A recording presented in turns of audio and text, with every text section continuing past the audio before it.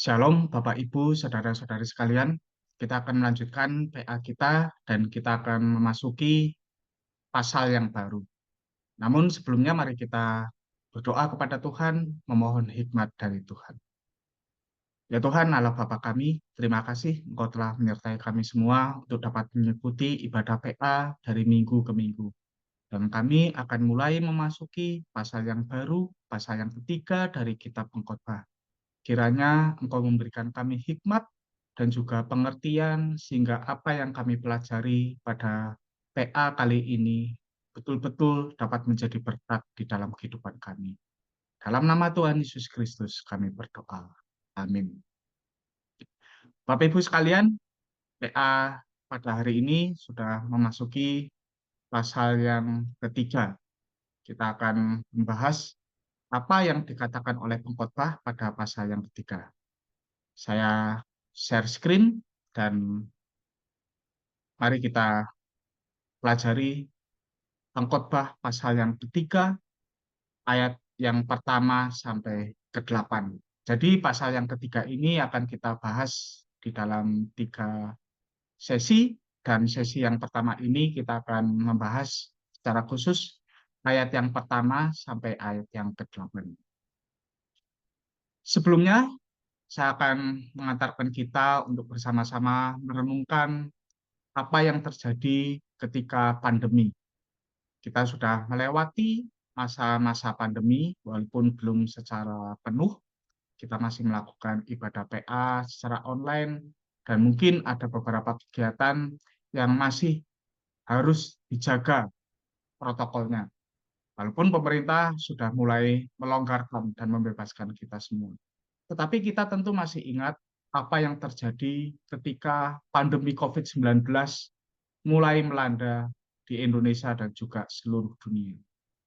Pada waktu itu, tidak ada orang yang mengira bahwa dunia akan berubah. Yang tadinya sibuk, tadinya penuh dengan aktivitas sehari-hari, bisa bertemu satu sama lain, dan juga di negara-negara maju, kota-kota besar, gitu gemerlap ya, ramai orang. Tetapi ketika pandemi melanda, semua dipaksa untuk tutup. Toko-toko tutup, perusahaan juga banyak yang tutup, bahkan mereka banyak yang merumahkan karyawannya.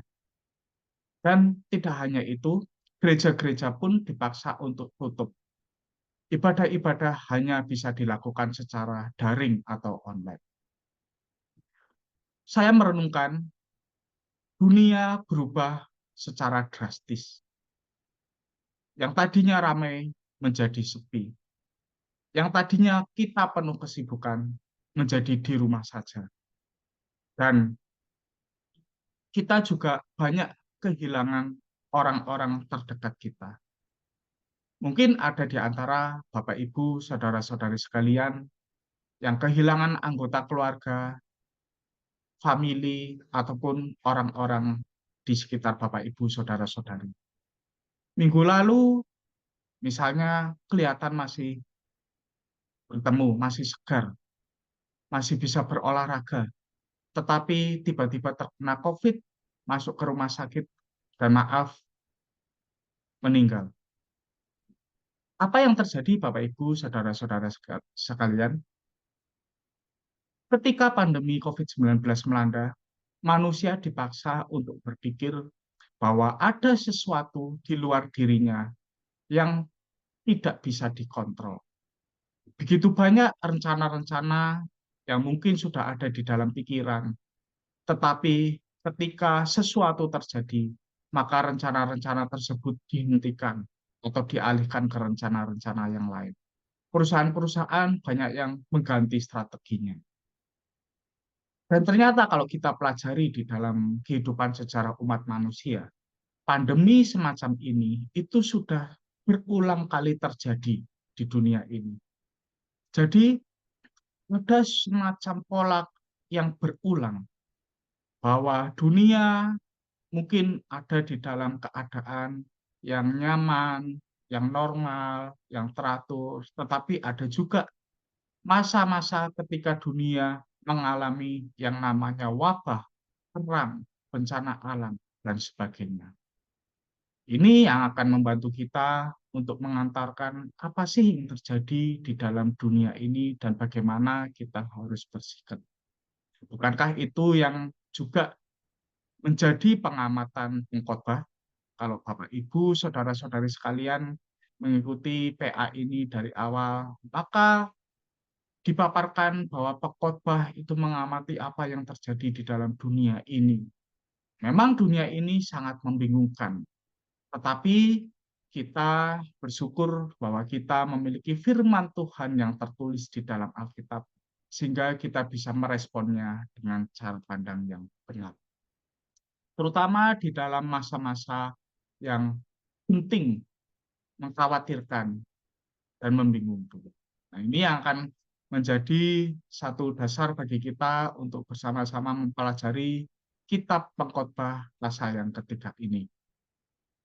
Kalau kita melihat strukturnya, pengkhotbah 3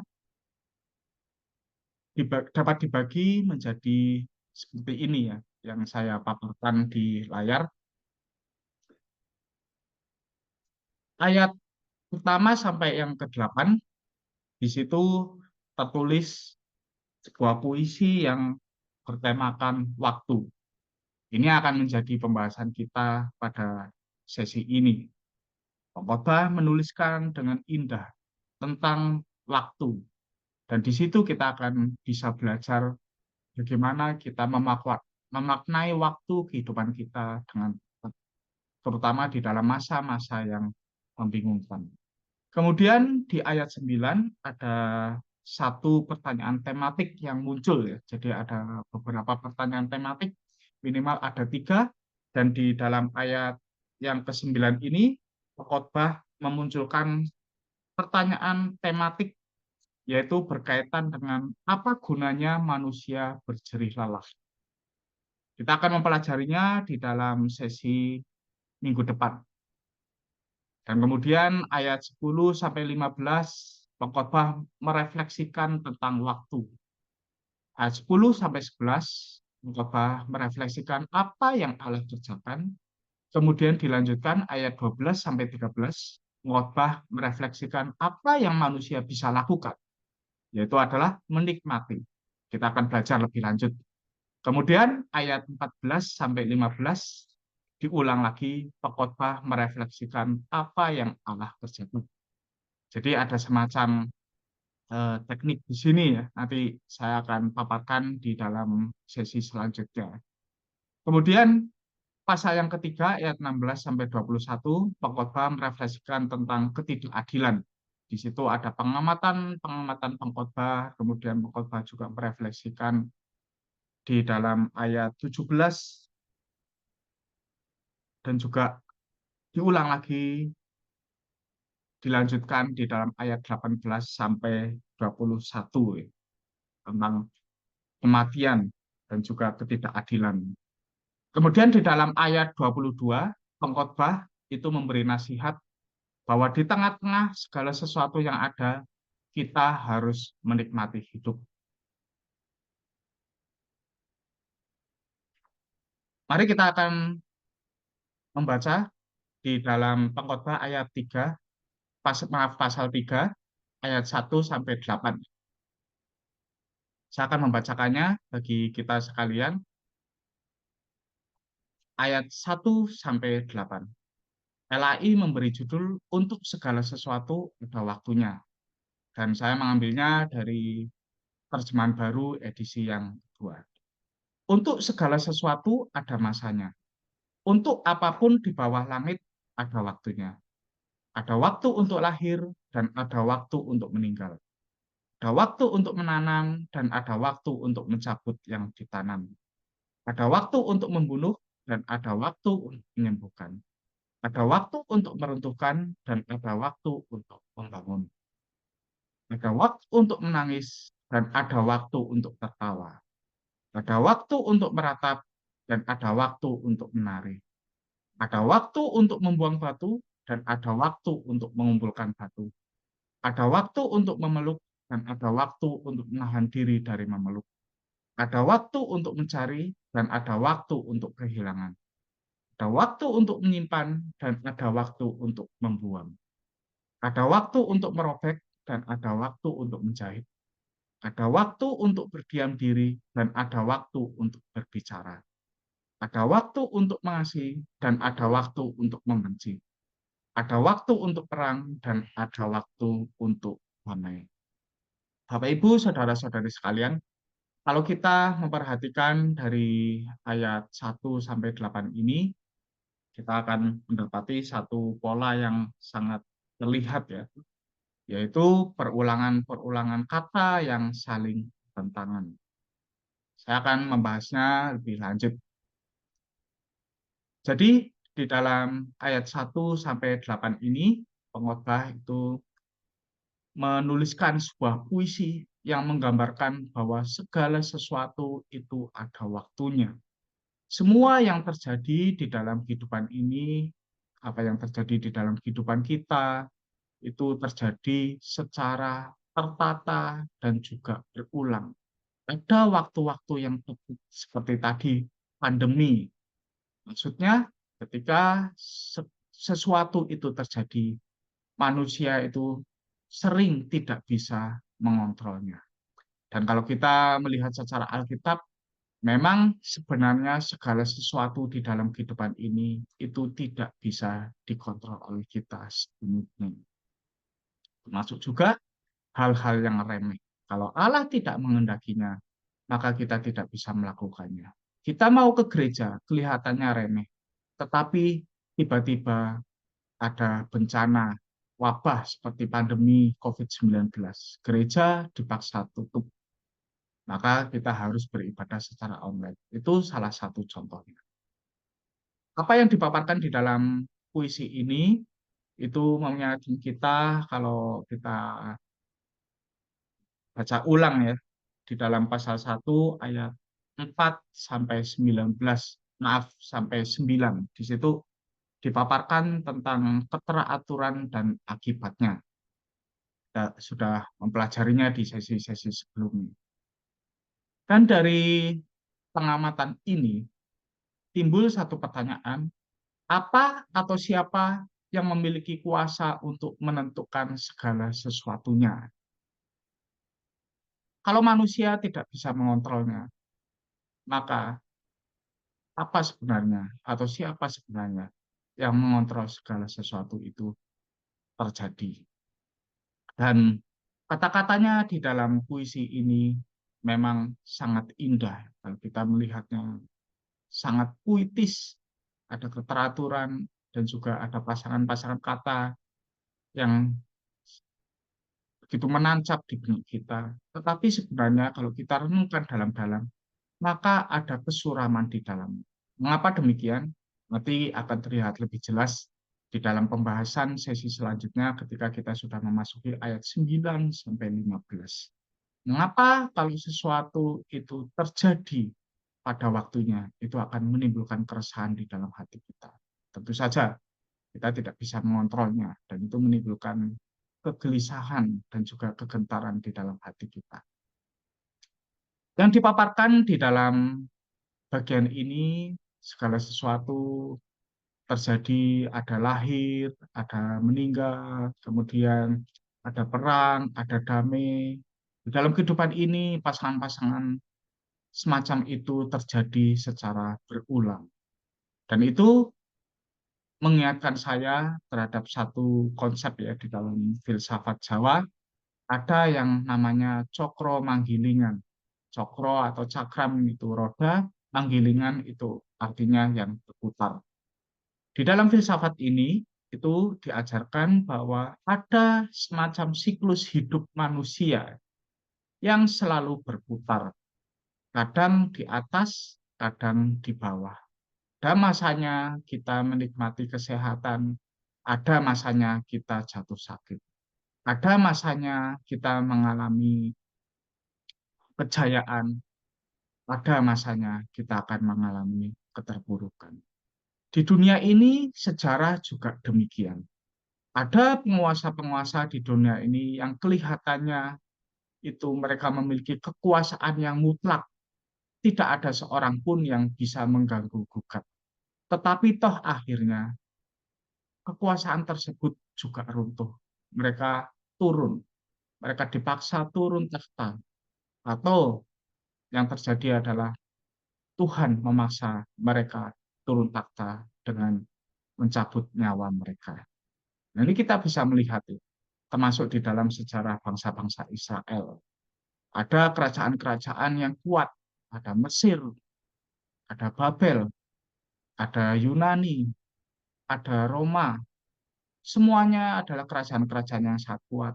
Tetapi juga sejarah membuktikan bahwa mereka pun akhirnya hancur juga, digantikan dengan kerajaan kuat yang lain. Sampai sekarang ada misalnya Jepang, Amerika, kemudian sekarang ini Cina, tetapi semuanya itu juga akan berulang bahwa negara yang kuat akan surut dan kemudian digantikan oleh negara yang lain. Ini ada semacam perulangan dan keteraturan yang terjadi di dalam dunia ini.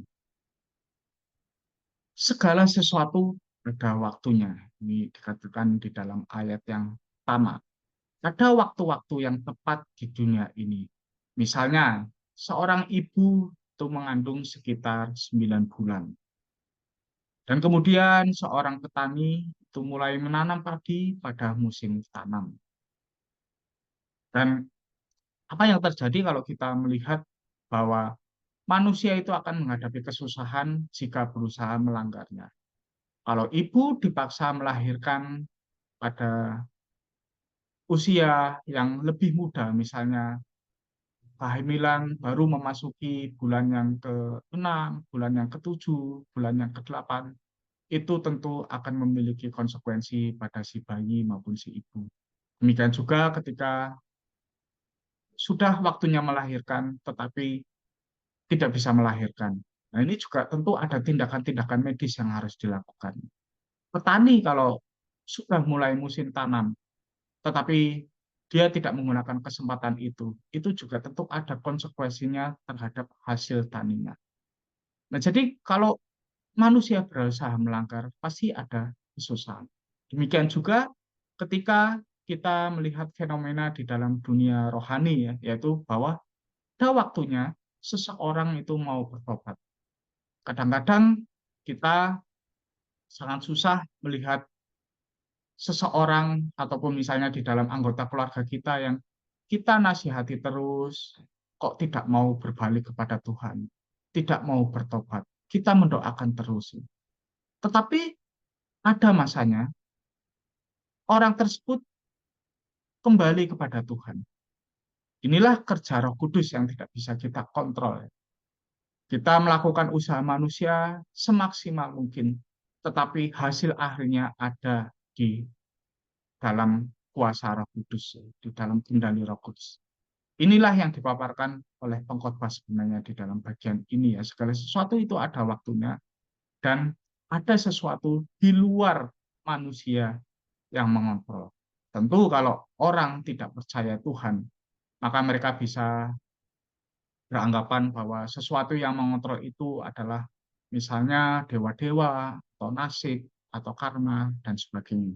Tetapi kita percaya bahwa yang mengontrol segala sesuatu itu adalah Allah. Nah, ini dipaparkan secara langsung oleh pengkhotbah.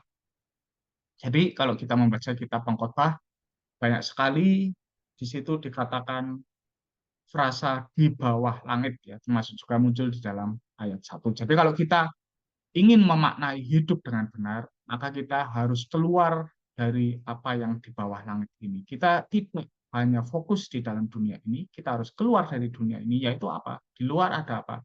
Di luar ada Allah yang mengendalikan dan turut bekerja di dalam segala sesuatu di dunia ini. Dan kita sebagai manusia harus menyelaraskan diri dengan kehendak Allah.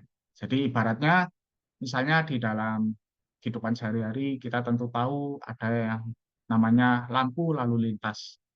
Saya pernah di sini, lampu lalu lintas sudah hijau, ya. Jadi dari merah ke hijau, dan itu jalur satu arah.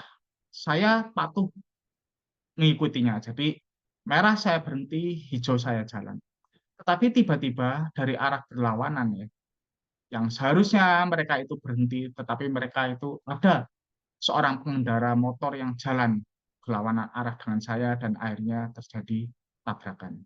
Nah, itu kalau manusia berusaha melanggar keteraturan ya, itu pasti akan ada konsekuensinya. Demikian juga kalau kita tidak hidup berdasarkan apa yang menjadi rencana Allah ya, yang dikehendaki oleh Allah, maka kita akan mengalami ketidakteraturan dan itu akan menimbulkan kesusahan. Jadi seni hidup bagi pengkhotbah adalah bagaimana kita menyelaraskan di dalam waktu-waktu Allah. Nah, di dalam ayat 2 sampai 8 ini ada pasangan kata mulai dari ayat 2 ada lahir dan meninggal. Ini adalah bentuk nomina atau kata benda. Kemudian nanti ditutup di ayat 8 ada perang dan damai. Itu juga bentuk nomina kata benda. Dan di antara dua pasangan ini ada beberapa pasangan kata yang lain yang menggunakan bentuk kata kerja. Jadi secara indah ya, pengkhotbah itu menuliskan bahwa ini adalah puisi yang lengkap ya, yang dimulai dari ayat kedua sampai ayat yang ke-8 dan dipaparkan beberapa pasangan kata yang berlawanan. Lahir, meninggal, menanam, mencabut yang ditanam. Ini merupakan gambaran dari awal dan akhir, baik manusia, binatang, maupun tumbuhan. Kita semua mengalaminya, dan kita semua pasti mengalaminya. Namanya kelahiran dan juga kita akan mengalami yang namanya kematian. Ayat ketiga, ada membunuh dan menyembuhkan, kemudian meruntuhkan dan membangun. Ini adalah gambaran kerusakan dan perbaikan, baik tubuh maupun bangunan. Ayat yang keempat, menangis dan tertawa, meratap dan menari. Ini merupakan gambaran dari ekspresi emosi yang bisa kita lakukan sebagai manusia. Kemudian membuang batu, mengumpulkan batu, ini mungkin agak susah untuk kita tafsirkan, tetapi salah satu atau ada beberapa bagian di dalam Perjanjian Lama yang bisa membantu kita ya. Misalnya membuang batu itu dilakukan oleh kegiatan membuang batu dan mengumpulkan batu itu umum dilakukan oleh orang-orang pada masa itu. Misalnya ketika seorang atau sebuah kerajaan memasuki kerajaan musuh ya dan mereka kemudian membuang batu-batu ke ladang-ladang supaya apa? Supaya ladang-ladang tersebut tidak bisa ditanam. Kemudian ketika mau membuka ladang, maka batu-batu juga harus disingkarkan dulu supaya tanahnya baik. Nah, jadi kegiatan membuang batu dan mengumpulkan batu serta dilanjutkan dengan memeluk dan menahan diri dari memeluk ini bisa menggambarkan pengumpulan dan pemisahan. Kemudian ayat yang ke-6, mencari, kehilangan, menyimpan, membuang. Ini menggambarkan hak milik dan kehilangan hak milik, baik disengaja maupun tidak. Kita semua tentu pernah mengalaminya, yang baik itu mendapatkan sesuatu ataupun kehilangan sesuatu. Uang, barang, dan sebagainya. Ayat 7, merobek, menjahit, berdiam diri, berbicara. Ini menggambarkan respons terhadap tragedi. Kemudian ayat ke-8, mengasihi, membenci, perang, dan damai. Dan ini menggambarkan ekspresi emosi dan juga akibatnya sehingga bisa menimbulkan masa-masa perang dan juga masa-masa damai. Bapak, Ibu, saudara-saudari sekalian, kalau kita memperhatikan ayat-ayat tersebut ya, maka ada satu teknik ya atau gaya bahasa yang disebut dengan merismus, yaitu gaya bahasa yang menggunakan pasangan kata yang bertentangan. Lahir, meninggal, mencari, kehilangan, mengasihi, membenci, kemudian juga muncul di bagian-bagian lain Alkitab, misalnya di dalam Kejadian 1 ayat 1, pada mulanya Allah menciptakan langit dan bumi, ada langit dan juga bumi. Kemudian Mazmur 1 ayat 2 ya. siang dan malam. Orang yang merenungkan Taurat Tuhan siang dan malam. Nah, kalau kita menghitungnya itu ada 14 pasang kata di dalamnya. 14 itu berasal dari 7 kali 2. Dan angka 7 pada kebudayaan masa Alkitab itu berarti lengkap. Jadi sebenarnya bagaimana kita menafsirkan bagian ini tidak perlu mencari makna detail dari kata-kata pada ayat 2 sampai 8. Yang perlu kita pahami hanyalah pengkhotbah ingin merangkul seluruh keberadaan manusia di bawah langit dari lahir sampai meninggal. Inilah yang dilakukan oleh pengkhotbah dengan gaya bahasa merismus, menggunakan pasang kata yang bertentangan, ekstrim yang satu dengan ekstrim yang lainnya. Dan pengkhotbah ingin merangkul semua kejadian atau semua fenomena yang ada di antara kedua ekstrim ini. Kalau di dalam bagian ini secara konteksnya adalah mulai dari lahir sampai meninggal. Mulai dari kita lahir di dunia ini sampai kita meninggalkan di dunia ini, segala sesuatu itu ada waktunya. Ada waktu-waktu yang tepat seperti yang tadi sudah saya ulas. Kalau sudah waktunya meninggal, maka kita pasti meninggal. Tidak bisa menundanya barang sedetik pun. Kalau sudah waktunya kehilangan, maka kita pasti akan kehilangan. Kalau sudah waktunya berpisah, maka kita itu pasti akan berpisah. Tidak bisa dikontrol oleh manusia. Nah, ini fakta-fakta semacam ini menimbulkan kegentaran dan juga kekhawatiran di dalam hati manusia. Bagaimana kita memandang waktu, Bapak Ibu sekalian? Jadi di dalam bagian ini kita akan belajar sebagai manusia modern, bagaimana kita memandang waktu. Di dalam dunia ini, cepat itu kebanyakan lebih baik dibanding lambat. Mengerjakan segala sesuatu cepat selesai, itu kebanyakan lebih baik dibanding mengerjakannya secara lambat. Jadi manusia itu dikejar-kejar untuk menyelesaikan dengan cepat. Lama, kalau hal baik itu tentu lebih menyenangkan dibanding sebentar. Kita bertemu dengan orang yang kita cintai atau kita menikmati makanan yang enak, film yang bagus, atau liburan yang indah, itu kalau waktunya lama kita suka. Tetapi kalau sebentar mungkin kita akan tidak suka. Tentu saja kalau sudah kelamaan kita juga bisa bosan. Tetapi ada pertentangan semacam ini. Kemudian muda itu dianggap lebih baik dibanding tua. Itu di dalam konteks kekuatan. Tetapi Bapak Ibu sekalian, seberapapun kita berusaha menjaga kesehatan kita, minum vitamin dan sebagainya, kita tetap akan mengalami masa tua, tidak bisa dihindari. Sibuk termasuk juga di dalam gereja seperti halnya di kantoran itu bisa kelihatan dipandang lebih baik dibanding santai. Jadi manusia semakin ke sini itu semakin dikejar oleh waktu, semakin dipaksa untuk cepat, semakin dipaksa untuk banyak aktivitas dan sebagainya. Dan akibatnya yang terjadi adalah apa? Kalau kita melakukannya secara over atau secara berlebihan, maka kita itu akan kesusahan.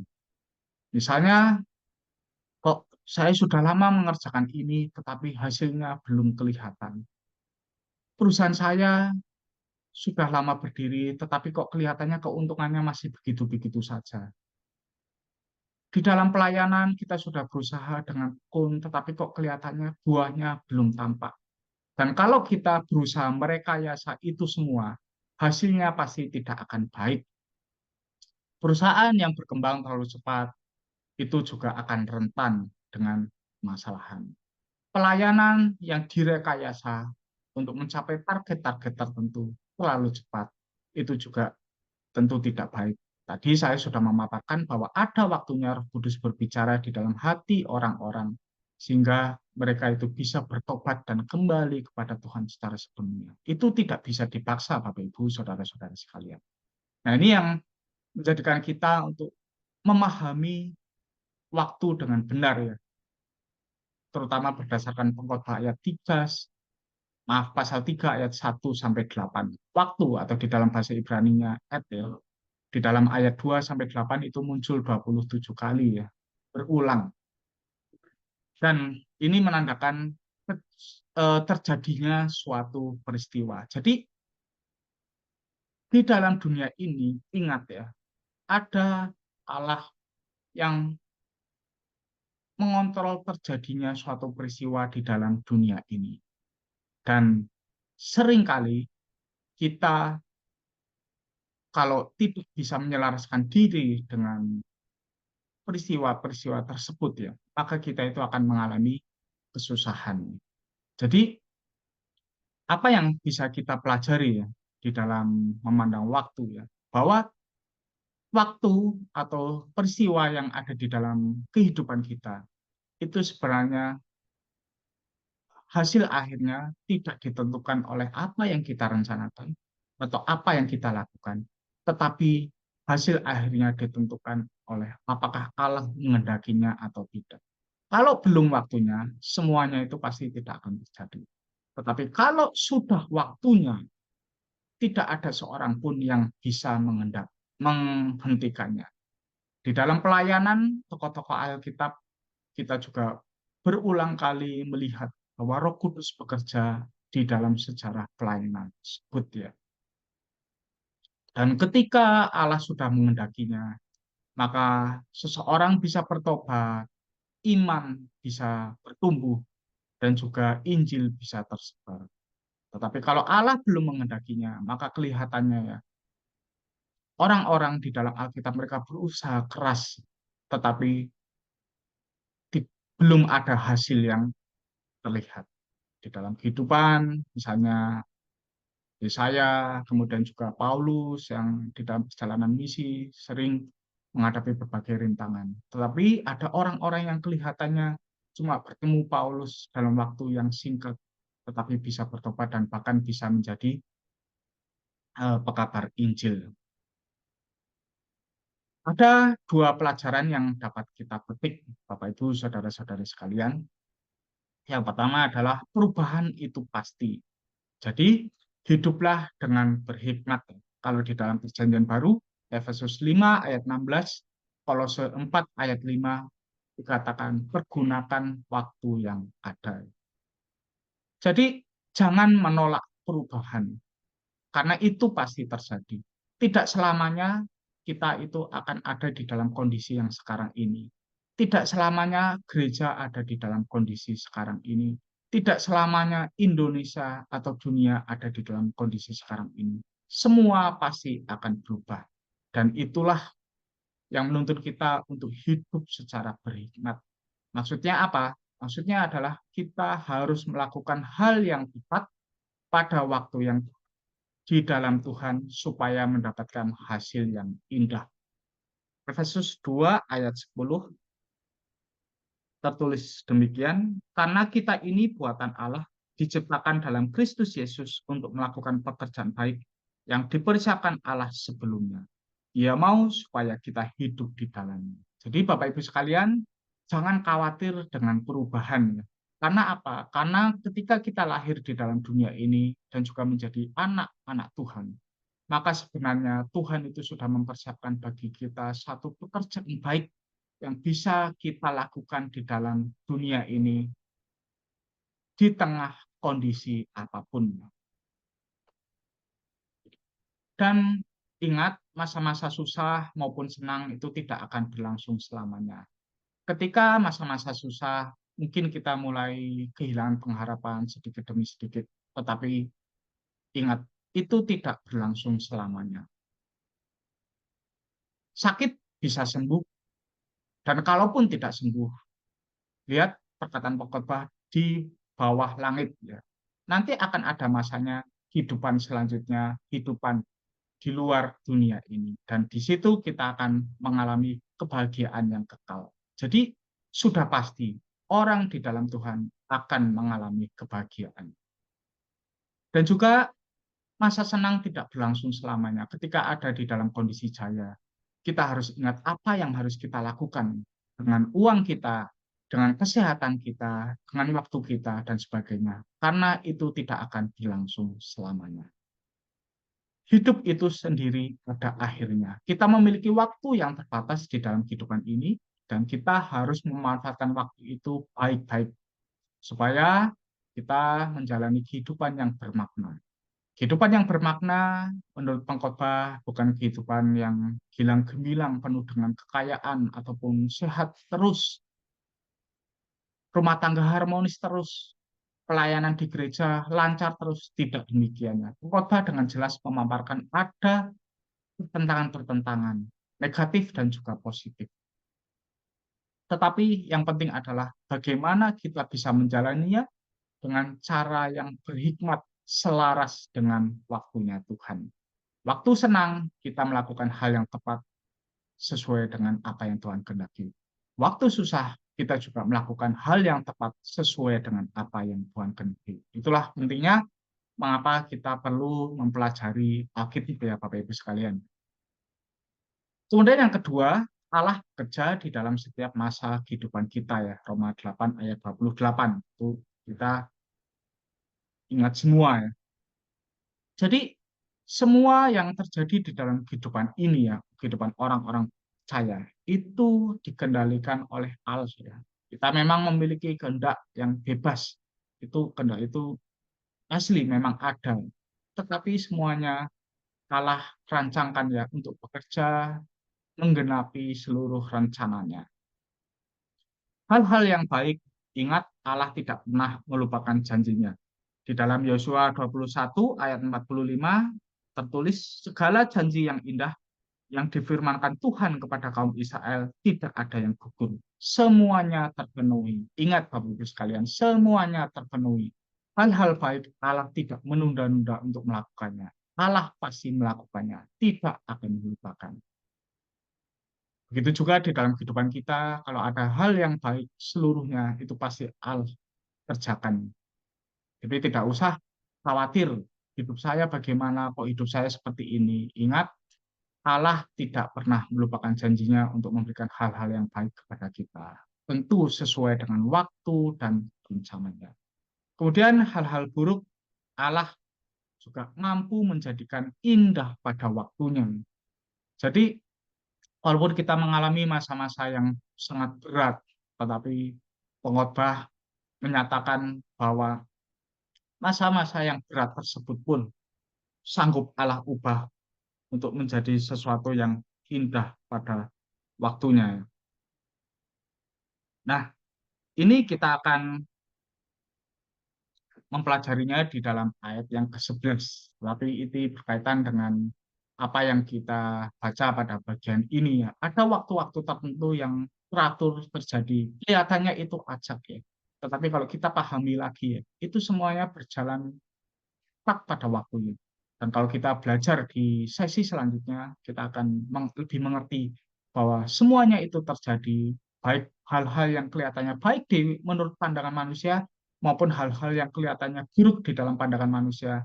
Allah itu menjadikannya indah pada waktunya. Jadi mari kita renungkan, apakah saya, Bapak, Ibu, Saudara-saudari sekalian, adalah orang yang cenderung optimis atau pesimis? Ingat di dalam sesi awal sudah dikatakan bahwa pengkhotbah itu bukan ekstrim optimis, bukan juga ekstrim pesimis, tetapi ekstrim realis. Nah, apakah kita selama ini cenderung terlalu optimis atau cenderung terlalu pesimis atau sudah menjadi yang realis?